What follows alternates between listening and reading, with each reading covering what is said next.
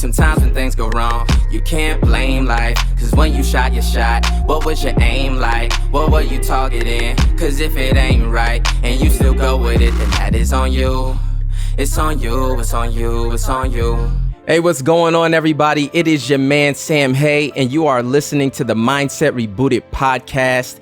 ROMI, Sunga, and I, we have decided to add solo episodes to our segments. And the reason why is we want to be able to give you guys even more content throughout the week. And that will be in addition to our co-hosted episodes. So you will still get us both. Don't worry about that. But we will also be adding these solo episodes more regularly. If you are a first-time listener, thank you so much for stopping by. Here on the Mindset Rebooted podcast, we like to have conversations that help us to elevate the way we think. And what that means is that we have old ways of thinking that have held us back in the past, and we like to take on new ways of thinking that help us to maximize our full potential and to become the best versions of ourselves. And guess what? You cannot do that without doing some lifelong learning, and that is exactly what I'm going to be talking about today, the benefits of lifelong learning. Recently, I had read an article about this old woman who had just turned 102 years old, right here in Sacramento, actually. And it was so interesting because this woman, she was so sharp. She had complete faculties of mind. It didn't really seem like her cognitive abilities diminished much.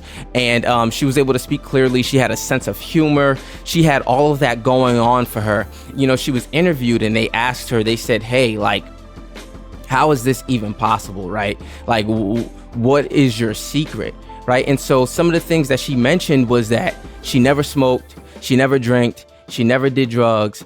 And what she also did was she implemented lifelong learning, always adding new skills to her repertoire. And she loved teaching as well.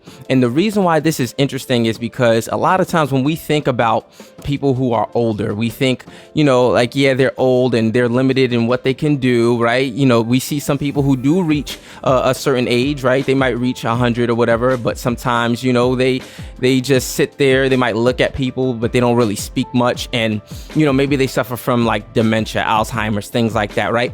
But this woman, she did not.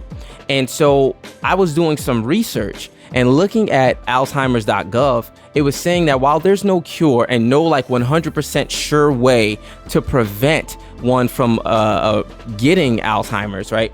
It did say that some of the things that were observed in countries whose rate of Alzheimer's ended up decreasing over time, such as in the United States. One of the things, or actually several things that it listed were not having high blood pressure, you know, finding ways to stay physically fit, staying healthy, having a healthy diet, not smoking, cutting down tobacco, cutting down the alcohol levels, intake levels rather. And also it did mention learning.